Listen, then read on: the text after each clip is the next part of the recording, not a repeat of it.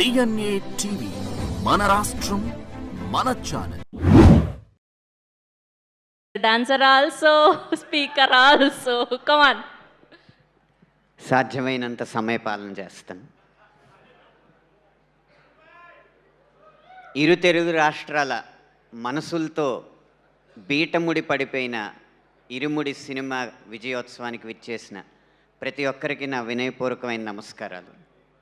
శివ నిర్వాణ గారు చాలా గురుతర బాధ్యత ఈ సినిమాలో నాకు అప్పచెప్పారు. ఒకటి, ఈ ఇరుముడి అసలైన కథని మొదలుపెట్టే ముందు వచ్చే పాట, ఈ ఇరుమురి అద్భుతమైన కథని ముగించే పాట నా చేత రాయించి నాకు నా ప్రస్థానంలో ఒక గొప్ప అదృష్టాన్ని నాకు అందించారు. శివ నిర్వాణ గారు లాంటి దర్శకులకి మాత్రం ఎప్పుడు విజయం రావాలని నేను కోరుకుంటూ ఉంటాను. కారణం ఏంటంటే వారు స్వతహాగా పాటలు రాయగలరు. ఒకవేళ వారి సినిమా విజయవంతం కాకపోతే వచ్చి మా పొట్ట కొడతారు. కాబట్టి వారికి ఎప్పుడూ కూడా విజయాలు రావాలని మనస్ఫూర్తిగా కోరుకుంటున్నాను. మా రంగంలోకి వారు ప్రవేశించకుండా వారి సినిమాలకు మాత్రమే వారి పాటలు రాయాలని మనస్ఫూర్తిగా కోరుకుంటున్నాను.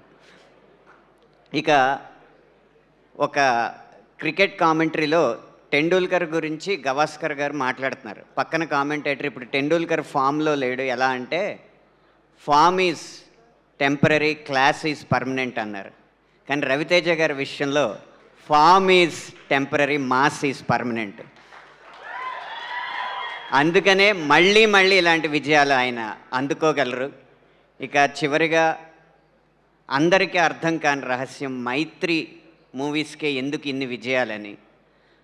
దర్శకులు, నిర్మాతలు, పాలకులుగా, నటీ నటవర్గం, సాంకేతిక వర్గం, పాలితులుగా ఉండే సంస్థలు కొన్ని ఉంటాయి. అవి పాలకుల ఆదేశాలు గట్టిగా ఉన్నప్పుడు, పాలకులు గట్టిగా ఉన్నప్పుడు విజయవంతం అవుతాయి. అలాగే దర్శక నిర్మాతలు యజమానులుగా, నటీ నటవర్గం, సాంకేతిక వర్గం ఉద్యోగులుగా ఉన్నప్పుడు కొన్ని సంస్థలు ఉంటాయి. వారిచ్చే జీతాలను బట్టి ఆ సినిమా విజయాలు ఆధారపడి ఉంటాయి. కానీ ఒక్క మైత్రి సంస్థ మాత్రమే అందరూ భాగస్వాములుగా, తమ వ్యాపార భాగస్వాములుగా భావిస్తారు. కాబట్టి ఈ విజయం మాకు లాభం అని చెప్పి అందరూ పనిచేస్తారు. అందుకే ఇన్ని విజయాలు వారికి అందుతున్నాయి.